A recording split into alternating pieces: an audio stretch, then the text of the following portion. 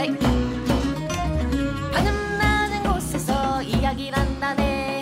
하늘 낮은 곳에서 노래를 부른다네. 하늘 낮은 곳에서 글을 쓴다네. 하늘 낮은 곳에서 이야기한다네.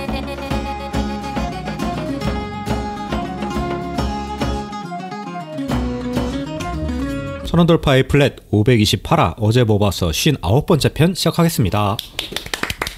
많이 됐네. 그러게. 저는 강상준입니다. 전두입니다. 전두입니다. 정과장입니다. 오, 요번에 한 다 번에 성공했어. 뭐 성공해? 뭐 실패한 적도 있어? 아유, 미리 따가지고 못 딴 사람 있었잖아요. 그랬나? 콜라입니다. 오, 시원하다. 좋네. 아우, 단산이 좋네. 역시 이거 없으면 못 살지.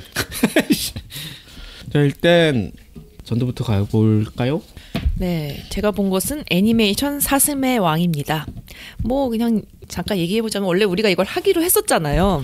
사실 이거 추천도 받았고. 그렇죠. 한 분이신 것 같긴 한데 여러 번 추천해 주신 것 같아서. 그래서 해보려고 이제 했는데 제가 먼저 보게 된 거죠. 네, 아쉽게도. 그래서 하지 말자. 이거 강 기자가 먼저 봤으면 했을지도 몰라 이게. 왜 흑백이야? 처음에 잘못 걸렸어.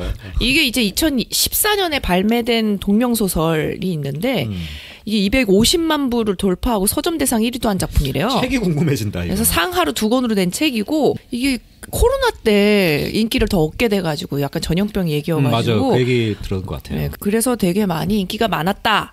그래서 애니메이션도 괜찮을 것 같아서 봤는데 너무 축약을 많이 하다 보니 그만큼의 내용을 많이 못 풀어냈다는 지적이 좀 많더라고요. 2권짜리를 너무 압축했다. 네, 그래서 저도 보다 보니까 내용이 너무 그냥 단순하게 흐르고 우리가 예상 가능한 형태로 진행이 돼서 그게 좀 아쉬웠어요. 우리가 너무 많이 본 거 아닐까? 그런가?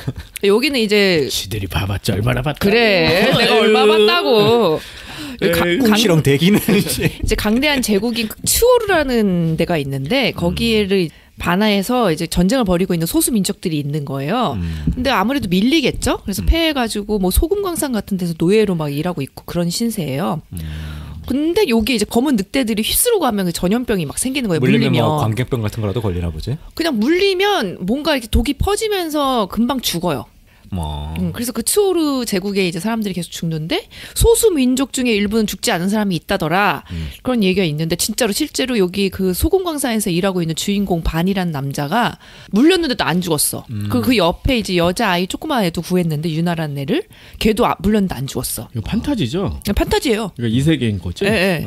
가공의 세계를 얘기하는 거지? 가공의 세계인데 약간 그냥 일본 느낌이긴 해요. 그렇겠죠. 과거. 아니 난 소금 광산이라는 거 자체도 너무 웃기지 않나라는 생각이 들어서. 그쵸. 소금이 아니, 광산이 될 수가 없지. 아니 암염이라는 게 있긴 하지만 그 광산이라는 게 캐는 데가 있다고는 들었던 그러니까 것 같긴 암염이라고 해요. 있잖아. 네. 근데 굳이 뭐 그렇게 해야 되나? 아무튼 뭐 그런 설정이. 소금은 뭐 일단 그냥 귀하니까. 받아들이면은 워낙 뭐 역사에서 뭐 수백 번 있었던 일이니까 그런가 보다 하는데. 혈청 구하러 가는 얘기구만. 그렇네. 이거. 그래서 한편 근데 진짜 늑대 전염병 때문에 이걸 연구하는 젊은 의사가 있는데 그 이제 광산에서 도망친 자가 살아남은 것 같다는 걸 추적을 하게 되는 거죠. 왜냐면 거기 그런 걸 또 추적한 사람이 있어. 프로파일러 같은 여자가 있는 거예요. 최 팀장? 거기서 이렇게 뭘 보더니 여기에서 분명히 누군가 물린 것 같은데 도망을 쳤다. 걸어서 나갔다. 그러니까 그 사람은 산 거 아니냐. 그래서 이 의사가 이제 추적을 하고 이제 반과 만나가지고 이제 일어나는 얘기로 진행이 돼요. 재미는 있을 것 같은데 내용이. 이게 아주 뭐 이렇게 기시감이 확 느껴지는 그런 건 아닌 것 같은데. 근데 이제 중간 정도 이제 진행되면서 아니 이게 배경은 뭐 그냥 알만한 역사에도 있었다고 하는데 이게 뭐 도망을 쳤고 의사가 이걸 구하러 가고 이런 거는 좀 재미있는 설정 아닌가? 그렇지 않나요?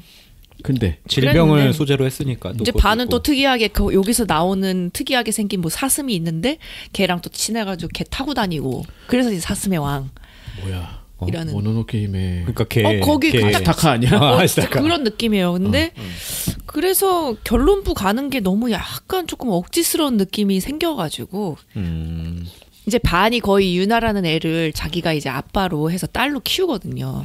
그러면서 이제 나타나는 이야기가 살짝 후반부에 좀 기대 못 미친 포인트는 뭐 그래서 뭐 어떤 거예요? 좀 사슴의 집자는. 왕이잖아요. 네. 제목대로 된다. 약간 이런 너무 게. 제목대로 된다. 유전은 유전되고 이런 것처럼. 뭐 그런 식으로 된다. 사슴으로 치료하나 보지? 아, 그건 아니에요. 그런 사슴으로 녹용 녹용 물리쳐? 그런 건 아니에요. 하여튼 그래서 그냥 중간에 이제 이 전염병이 왜 이들한테는 안 걸리고 이런 거를 너무 유추하기 쉬운 형태로 표현이 돼서 김이 빠졌다. 그래도 뭐 좀 재밌는 어떤 그런 포인트는 없었어요? 작화는 어때? 작화는 괜찮아요. 작화는 괜찮았고 네. 연출 같은 것도 뭐 이렇게 늑대가 휩쓸고 가는 장면이라던가 뭐 이런 것들도 뭔가 스토리 면에서 좀 아쉬웠다. 네, 스토리가 아쉬웠어요. 작화는 근데 괜찮아. 보통은 이렇게 얘기하면 안 보고 싶잖아. 근데 내가 보고 다르게 평가하고 싶다는 생각이 확 드네. 봐봐 그럼. 한번 보셔. 봐봐. 한번 보고 아직 안 본 나를 설득해 보셔. 그래 설득해 보셔. 그랬더니 다음에 이 얘기는 이제 없던 걸로 되었다. 자, 저는 영화 하나를 소개할게요. 30일이라고 하는 영화고요.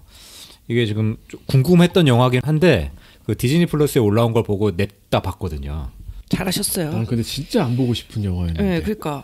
근데 난 궁금했어. 왜냐면 이게 한국에서 조금 그래도 한국도 좀 많이 보긴 했는데 해외에서 반응이 되게 좋다고 하더라고요. 근데 적어놓긴 했는데 그 국내에서도 이게 200만 넘게 봤더라고요. 그리고 꽤 많이 봤네요. 네, 그 2023년 10월 개봉했으면 아직 코로나는 이미 지나간 건가? 그때는 근데 영화 전체적으로 안 좋았을 때잖아요.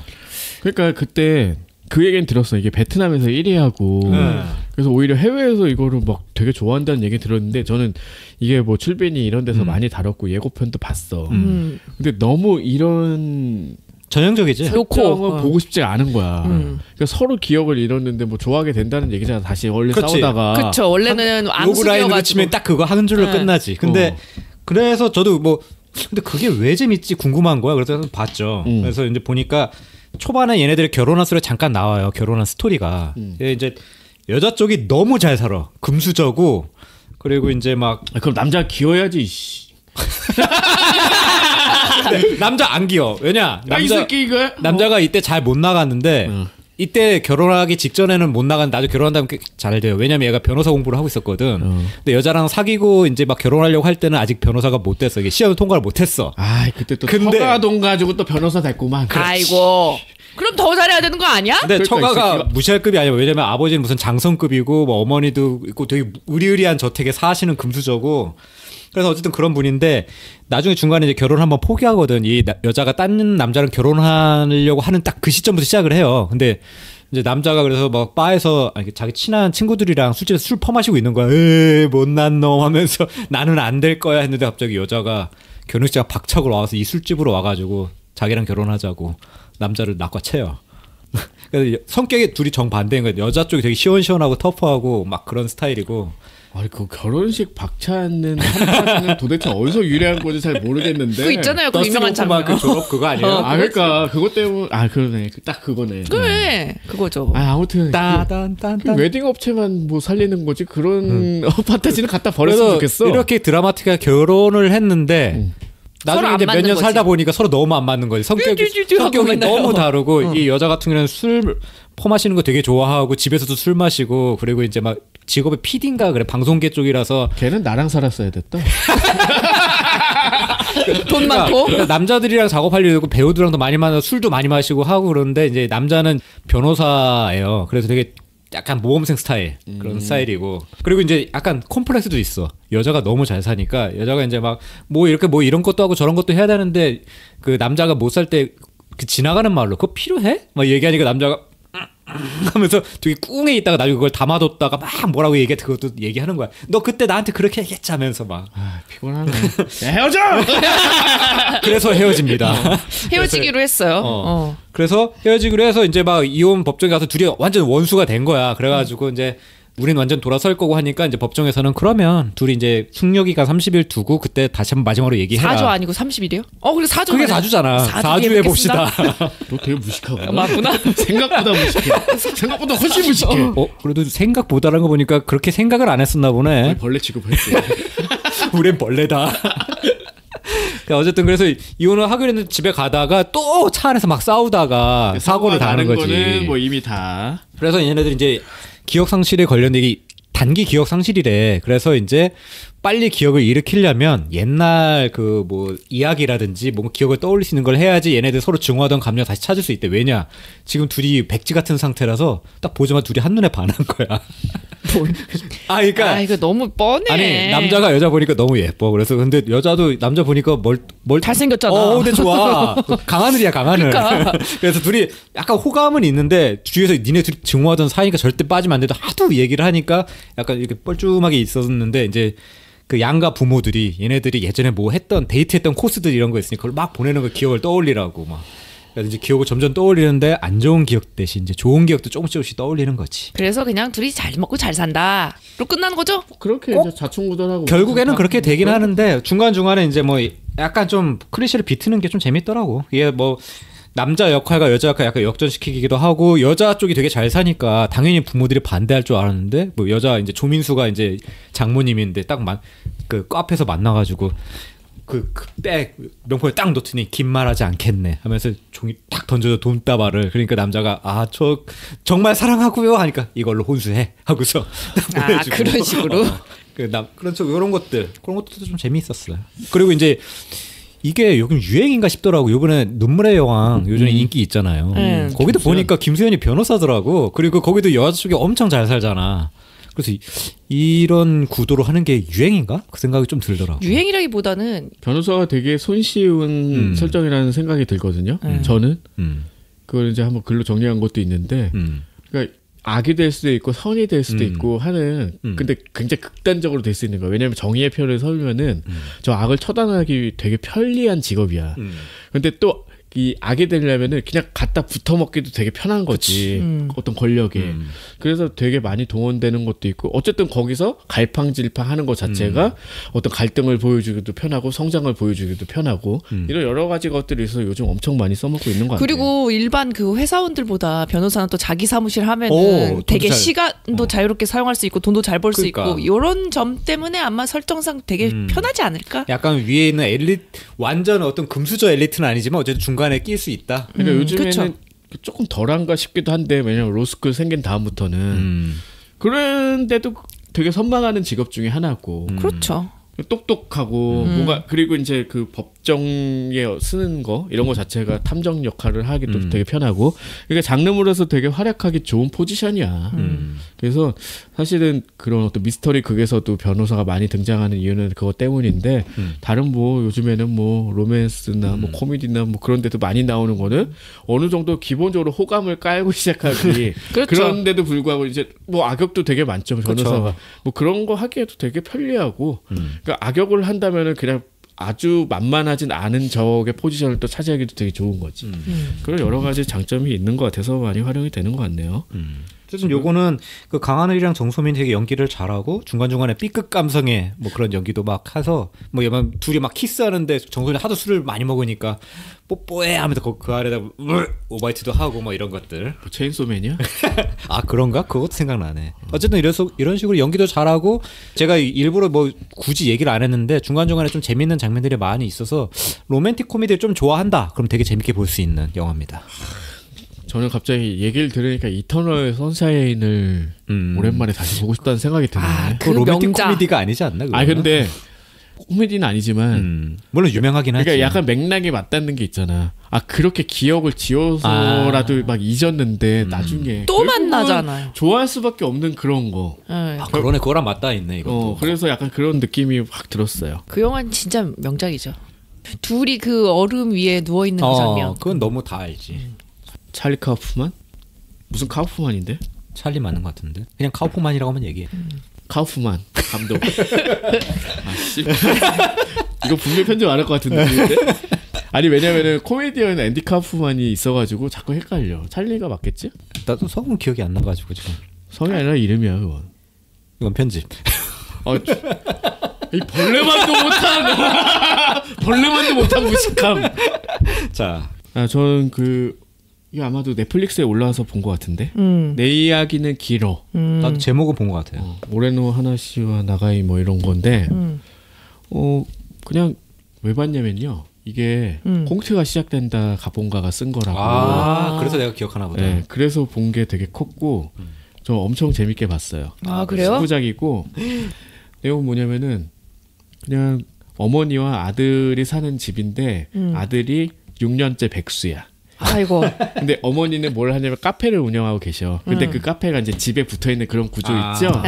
그래가지고 이제 되게 노몬데 그 카페를 해가지고 그렇게 하는데 별로 불평불만 없이 이렇게 살고 있는 것 같아. 근데 6년째 백수인 게 약간 뭐 이제 부각이 되고 이제 그게 이 드라마 이제 주요 포인트 중에 하나야. 카페에서 일이라도 하지. 그러니까. 근데 어떻게 시작이 되냐면은 누나가 있어. 근데 누나 부부가 집을 새로 인테리어 한다고 해가지고 약 3달만 여기서 살기로 한 거야. 8달씩이나 인테리어래요? 3달인가 뭐 저는 그걸로 봤는데 왜냐면 이제 그 방송 기간이 3달이니까 아마 그렇게 잡은 것 뭐 같아. 빡세게 하나 보지 뭐. 그 누나가 이제 그 코이케 에이콘가? 아 그 개성 있게 생겼다는 그분인가? 가슴 크고 그분 있지. 뭐야 그게 개성 있어? 아니 예전에 리가라이에서 그 비서로 나오고 그분. 아, 그분이구나. 그 사람이고 이제 남편과 딸이 있는 거야. 이제 조카가 오는 거지. 이제 주인공은 아까 그 백수라고 친다면은 이게 3명이 이 같이 살면서 5명이 그렇게 복작복작 하는 얘기예요. 그런 어떤 코미디를 다루고 있어. 근데 같이 이제 처음에도 이제 나 3개월만 들어와서 산다고 이렇게 얘기를 했을 때 이 백수 아들이 어떻게 반응을 할 거냐 이게 되게 궁금하잖아. 근데 얘 성격이 어떠냐면은 사실은 그 집에서 되게 쫄아 있는 게 맞잖아. 근데 너무 당당하고 그냥 말도 엄청 많고 잘하고 이상한 논리와 근거와 예시를 들어서 맨날 항상 설득하고 뭐 이런 게 얘의 어떤 주 종목이야. 그리고 방구석 여포야? 약간 그런 느낌인데 이제 과거에 대학도 이제 중퇴를 하고 얘 어렸을 때부터 꿈이었던 무슨 카페를 차려서 그렇게 했는데 9개월 만에 접어가지고 지금 백수 생활을 6년째 하고 있다. 이게 얘 이제 포지션인데도 불구하고 누나가 들어오면 당연히 그럴 것 같은데 나한테 잘 보여야지. 나 왜 오늘 내가 굉장히 싫어하는 샤브샤브를 가져와가지고 하게 만드냐. 결국은 먹거든. 근데 이제 그러면서 일어나는 이야기를 다루고 있어. 그러니까 가족 드라마이기도 하면서 코미디이기도 하고. 근데 그런 게 좋았어요.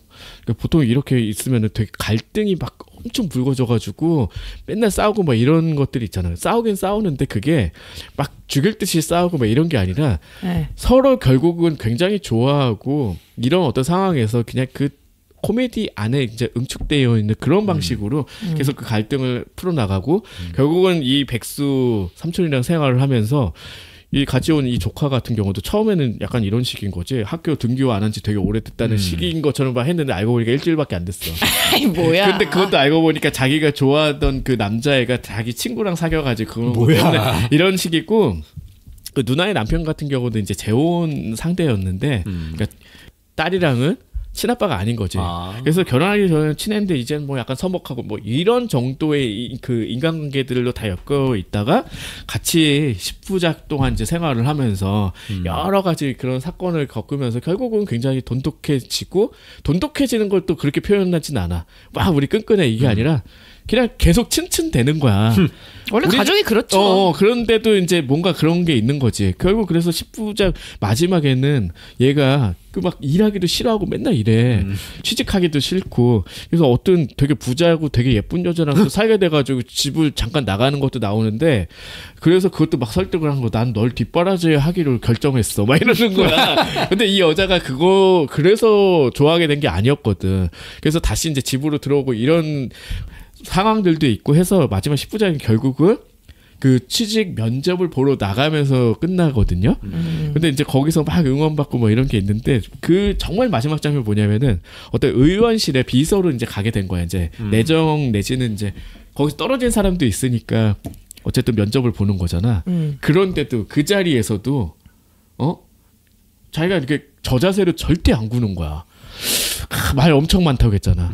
내가 이게 사실 올라고 하면서 그래서 일하기 싫다는 얘기입니까? 그럼 일하기 싫으면 내가 이렇게 새 옷을 갖춰 입고 뭐 하고 뭐 해가지고 엄청 늘어놓는 장면으로 끝나요. 그래서 이 캐릭터에 의존하는 그런 굉장히 재미있는 코미디 드라마이면서 그 꽁트가 시작된 데에 담겨 있는 그런 페이소스까지는 없지만 그래서 담백하게 담아내고 그려낸 그런 가족 드라마 이렇게 볼 수 있어서 되게 좋았고 이 5 가족의 케미가 굉장히 재밌더라고.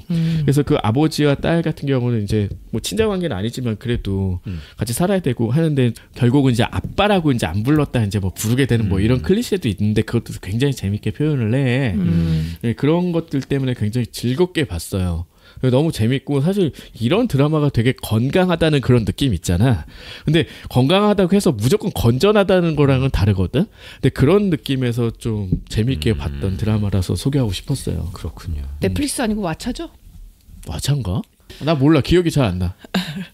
왓챠인가 봐요. 뭐. 그럴 수 이런 거는 그 왓챠에 많이 있으니까. 아니, 왓챠에 아마 얼마 전에 올라와서 보게 된 것 같아요. 넷플릭스에 지금 찾아보니까 없어서. 그렇구나. 저는 어둠의 여인이라고 영화 하나 더 말씀드릴게요. 이것도 사실 뭐 왜 봤냐면은 이제 그 호러 3대장 찾다가 이 바박 안바리 감독이라는 분이 뭐 유명하다고 해서 찾아봤죠. 이 사람이 이란계인데 영국 사람이야. 맞아요. 그렇더라고요. 그래서 할리우드가 아니다. 그래서 뺀 거야? 그런 건 아닌데. 그런 건 아닌데. 이 사람을 넣었으면 다른 이유로 또 됐겠지. 그럼. 엄격히 그냥 따진 것도 있고 사실 이 영화가 이제 상을 많이 타고 네. 그래서 좀 관심이 있었는데 저는 생각보다 그렇게 재미가 있지 않아가지고. 근데 저는 저번에도 슬쩍 얘기하긴 했는데 이게 저는 라이트하우스보다는 더 재밌었다는 생각이 들어가지고. 이게 좀 더 대중적인 느낌이 나나 보죠? 아 그렇진 않아요. 그래요? 그래서 이 작품은 사실 그냥 호러적으로 보면은 되게 평범한 얘기잖아. 뭔데요? 뭐 얘기를 해줘야 알지. 얘기를 해볼게요. 제목이 언더 더 섀도우예요. 원제가 뭐냐? 뭐 1988년 이란 이라크 전쟁 때 이제 엄마랑 딸이 있는데 얘네한테 요 이란에서 뭐 전승되는 어떤 그 악령이 있나 봐. 바람의 악령인가? 뭐 그런 애가 있는데 걔네가 들러붙은 거예요. 진이야. 그게 진이었나? 진이라고 나오잖아. 진이라고 얘기해가지고 나는 그 진을 얘기하는 거야. 그 진. 램프의 요정 진이라고 알고 있는 그거. 그 악령이 존재를 그게 얘기한 악령이에요? 거야. 여기서는 그렇게 악마의 한 정도로 이제 나오는 거지. 원래 딸하고 악령이었나 엄마한테 보지, 뭐. 둘한테 다 씌었다고요? 얘네한테 그냥 찾아온 거지 그 악령이. 악령이 찾아왔다고? 들러붙었다고. 빙의가 아니라. 전쟁 중에 있고 여기가 그 뭐 이란의 테헤란? 뭐 그랬나? 아무튼 막 폭격을 당하는 와중이라서 사실은 피난 가야 되는 와중인데 네. 남아 있다 보니까 뭐 이렇게 와 이불 같은 게 와. 뭐 이불이 와. 악령이 이불로 표현이 되잖아. 어쨌든. 난 뭐 벽에 이불이 왔다고. 그래 그런 식으로 있었던 건데 문제는 보면서 이것도 한 중후반부 가야지 악령이 구체적으로 나오거든요. 그래서 되게 좀 중간까지는 계속 이란에서의 어떤 이 여자가 원래 뭐 예전에 이란 혁명 운동에 참여했다가 그것 때문에 오히려 탄압을 받는 그런 상황에 처하거든요. 뭐 의대 다시 돌아가려는데 안 받아주고 너 맨날 이거 뭐 히잡 써 왜 안 쓰고 돌아다녀 하면서 욕 먹고 막 그러거든요. 근데 얘는 집에서는 맨날 미국 그런 비디오 몰래 보면서 막 그 체조하고 다이어트하고 막 그래. 에어로빅이야. 에어로빅인가? 뭐 아무튼 체조라니. 뭐 체조도 맞긴 하겠지만. 다이어트 체조. 예, 중요한 건 딱 그거야. 그 의대생 시절에 학생 운동을 한 거지. 사회 운동을 했는데 그것 때문에 잘려서 뭐 복학을 좀 하려고 했어. 이제 애도 낳고 뭐 안정이 된 것 같아. 근데 안 시켜주는 거야. 그런 것도 있고 얘가 히잡 안 써가지고 경찰서 잡혀가는 뭐 그런 것도 있고 이게 약간 억압받는 그런 어떤 여성을 계속 보여주잖아. 근데 얘는 이제 미국 문화에 관심도 많은 것 같고 뭐 그런 여자예요. 뭐 그러다가 얘의 어떤 공포를 그런 악령으로 표현을 한 그런 영화겠죠. 그렇죠. 이 실제로 이제 미사일이 이 아파트에 박혔는데 이제 불발탄이 되기도 하고 그 상황에 이제 사람이 죽고 이 사람들이 무언가를 보기도 하고 뭐 이러고 이제 딸 같은 경우는 이제 계속 보지. 저 아줌마 뭐냐고 맨날 이러고. 집에? 그 진이 그 사람들 친숙한 형태로 나와서 계속 꼬신대 걔를 데려가려고. 그런 공포였는데 저는 그건 오히려 평범하고 사실 이게 그 시대상을 잘 반영했기 때문에 아마 높은 평가를 받았을 것 같고 왜냐면 그 시절을 포착한 영화가 이제 별로 없었고 이제 그걸 공포 장르와 뭐 이렇게 밀착시킨 것도 거의 없었지 않았을까 이런 생각 때문인데 그다지 재밌지 않았어. 왜냐면은 이거 충분히 예상 가능한 영역 안에서 일어났고 차라리 정말 사이파를 풀어서 저 여자가 생각하는 거 이랬으면 더 재밌지 않았을까라는 생각이 들었어. 그러니까 오히려 자기가 되게 못하는 걸 했다라는 느낌이랄까. 저는 그 악령이라든지 뭐 이런 거 자체가 얘가 그 되게 히스테릭하게 구는 그 딸 뭐 이런 거 그러니까 너무나 많이 보아온 광경이어서 사실은 그런 느낌 때문에 조금 별로지 않나라는 생각을 했어요. 그러니까 제 기대가 좀 크긴 했지. 그런데 그러면은 정 과장님은 뭐가 재밌었어요? 나중에 악령이 시원하게 나오잖아. 그 라이트하우스는 계속 뭔가 그냥 연극적인 느낌이 들고 그래가지고 이거 너무 호러가 맞나 아닌가 굳이 싶은데 따지면 그거 너무 순수 예술 쪽에 가까웠고 요거는 그래도 좀 상업 영화 쪽인 성격은 있었다. 그 사회파적인 역할은 있었지만. 그러니까 악령을 약간 더 재밌는 방식으로 보였으면은 임팩트가 있지 않았을까? 거길 되게 기대했거든요. 근데 이불 속에서 허우적 되다가 그냥 그런 게 생략이 됐고 나중에 이제 피난을 가고 그러니까 이미 이 모녀 여자들 둘만 남았는데 남편은 또 전장으로 나가고 의사인데 그치. 뭐 군의관을 갔겠지. 얘 처지를 제대로 이해하지도 않지. 그러니까 약간 그런 상황에서 벌어지는 굉장히 좋은 설정이고 시대상인 건 분명해. 그래서 저는 그런 게 재밌다고 생각을 했는데 이 호러랑 접목을 시킨 게 약간은 제 느낌에는 별로라는 생각이 든 거야. 그러니까 좀 어긋난다. 이거 조금 더 재밌게 할 수 있을 텐데 너무 클리셰에만 갖다 붙여서 이걸 호러 장르로 대중 친화적으로 만들려는 노력이 너무 보이니까 그런 점들이 저는 뭔데 좀 안타까웠다는 거죠. 제가 안타까웠던 거는 너무 천천히 나온다. 그러니까 그런 것들도 그래. 아무튼 사실은 이 영화가 얼마 안 되지 않았나? 한 2000 몇 년 작품이 아주 오래되진 않았어요. 그런데도 불구하고 이제 1988년 그때를 다루니까 그리고 이제 그때 당시에 이란에서 네. 여자들 바라보는 지금도 그렇지. 대충 알지만 그때는 더 열악했겠죠. 그 편협함과 이런 것들을 잘 표현을 한 거지. 이게 보면은 그 이란 혁명 때 여성이랑 그런 그 이란의 호메이니 운동 뭐 걔네들도 많이 참여를 해가지고 결국 뒤엎은 거잖아요. 근데 다 뒤엎은 다음에는 오히려 여자들을 이제 탄압했던 그런 배경이 있으니까 더 좀 와닿았을 것 같아요.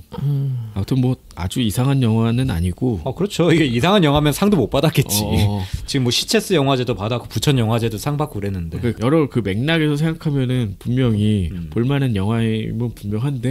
근데 저는 근데 아마도 이번에 이게 뭔가 호러 쪽으로 뭔가 이제 생각을 계속해서 더더욱 좀 아쉬움이 많이 있었을 수도 있을 것 같아요. 호러의 입장으로 봤을 때. 근데 저는 이때는 라이트하우스를 안 본 상태여서 이걸 딱 봤을 때는 너무 천천히 나와서 좀 심심하다 그 생각이 들어가지고 좀 더 임팩트 있는 걸로 바꾸면 좋겠다 생각해서 이제 얘기를 했었죠. 임팩트 있었죠 라이트하우스. 네. 그 다른 의미로 임팩트가 있었죠. 멍멍. 근데 이 어둠의 여인도 뭐 이런 쪽에 관심이 있는 분이라면 뭐 충분히 재밌게 볼 수 있는 영화입니다. 저는 최근에 본 소설 별에서의 살인이라는 작품을 소개할까 하는데요. 작가는 모모노 자파. 좌파? 모모노 자파라는 작가고 출판사도 무슨 모모야. 그래서 여기 모모는 원래 좀 모모를 좋아하나 유명하잖아. 보네. 근데 이게 뭐냐면은 약간 근미래인데 민간인도 우주 여행을 갈 수 있게 된 시대예요. 지금도 가. 근데 비용이 되게 돈 많으면. 획기적으로 싸졌다라고 하지만 그래도 비싼데 3천만 엔이래요. 3억 그 원? 정도 하지 않아? 응.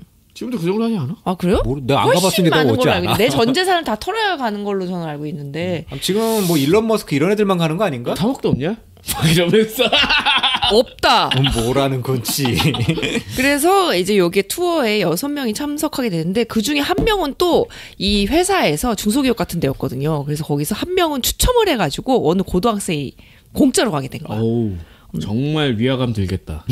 어쨌든 그런데 그 어디 이제 우주에 있는 스타더스크라는 호텔에 도착을 했어요. 근데 도착하자마자 여기에 있는 기장이 죽은 거야. 그것도 되게 이상하게 무중력 공간인데 목을 매달아서 죽은 어떻게 맸대? 이거 밑으로 떨어지지도 않을 텐데. 그러니까요. 그러게? 그래서 되게 이상하게 목이 매서 죽어 있는 거를 부기장이 발견을 했어요. 그래서 살인이다. 그러니까 살인인지 자살인지 처음에는 그것도 이제 알 수가 없는 왜냐면 상태고. 살인일 수밖에 없는 게 무중력이니까 누군가 끌어당겨가지고 죽였겠지. 그렇죠. 그래서 그러면은 이대로 그냥 돌아가야 될지 말아야 될지 투표를 했는데 당연히 내가 이 돈 들이고 왔는데 여기서 있어야 될 것 같잖아요. 그렇지. 그래서 다 이제 계속 하자라고 결정을 하는데 그 사이 호텔 직원들은 약간 이게 이상한 걸 감지했는데 다 튄 거야. 어디로?